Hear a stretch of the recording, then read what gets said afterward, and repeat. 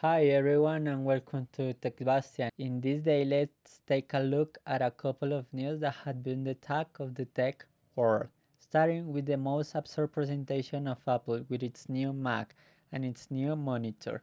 We will also see how Samsung gives two important announcements, one in the gaming world with a new monitor and another with a possible alliance or collaboration with AMD.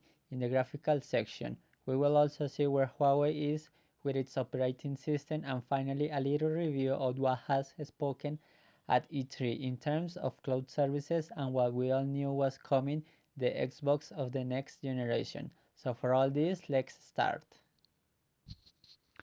So let's begin to see data regarding to the new Mac, starting mostly because it looks like greater.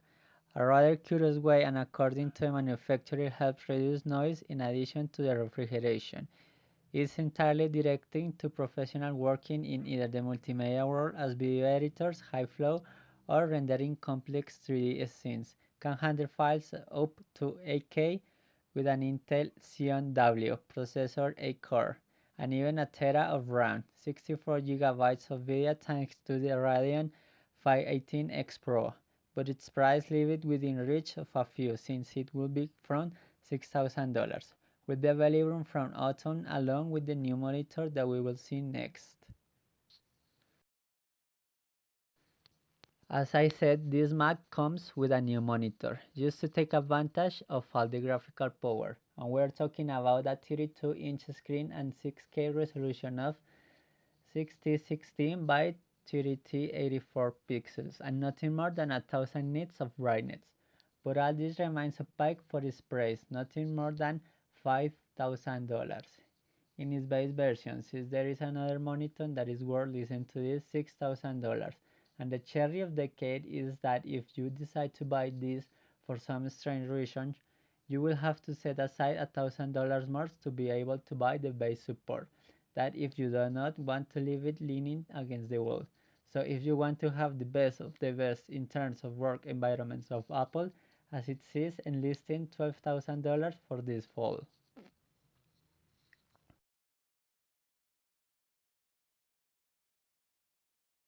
Turning now to more consumer-friendly news, let's talk about another monitor presented, this time by Samsung, as it is the Samsung CGR5.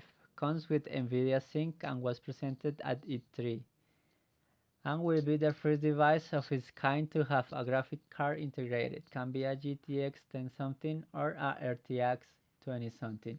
It is a curved screen 27-inch Full HD resolution and contrast according to the mark of 3001 to 1 and 24 Hz of refresh rate, which means that we will have super fine details. In addition, it has been one of the few monitors that if they meet the standard of AMD to offer the NSYNC. And compared to the monstrosity of Apple, this device will only be worth $400 and will be available in the month of July. And following with Samsung, other news that will please more than one mobile gamer, and is that it seems that AMD has linked to Samsung the use of its graphic solution, so that the manufacturer can include them in their processors to offer the next step in mobile gaming, which means Samsung can use RDNA architecture of AMD in their next processor Exynos. And maybe next year we can see the first phones to integrate this technology in graphics. As we know, AMD is a reference in consoles, since both Xbox and PlayStation trust the brand. If we can also expect to see more and more demanding gaming of mobile, at a time when games like Call of Duty dare to make the jump to mobile.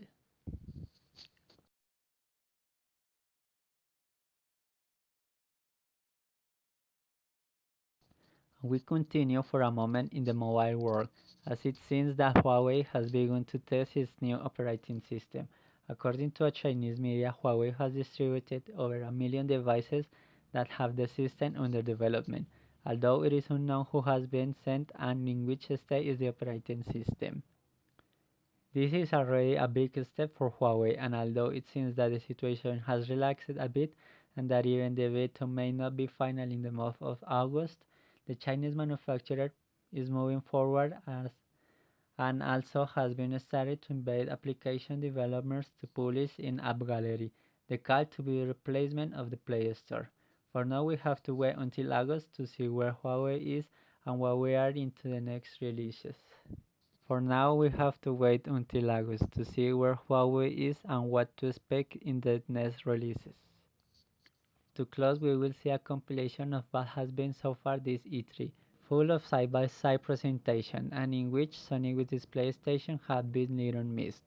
So let's start by seeing the services in the cloud that have been shown, starting with Orion, presented at the conference Bethesda, responsible for Fallout, and the Elder Scrolls presented Orion on Sunday. This service, however, does not come to compete with Stadia from Google or xCloud from Microsoft, but comes to complement, since it is an integrated option within each game to reduce its rate of data, making it not necessary to have a large bandwidth to be able to play, say, at 4K in 60 FPS. At the moment, it is not allied with anyone, but it will work with the gains of the company so that we can see how it really works. We have also seen the conference of Ubisoft the arrival of Uplay Plus, a streaming services of gaming, which for $15 a month allows you to play in your PC all the catalog of games for the study. As we had seen before, it will work with the Stadia too. And to close, we have Xbox. So let's talk about our next console.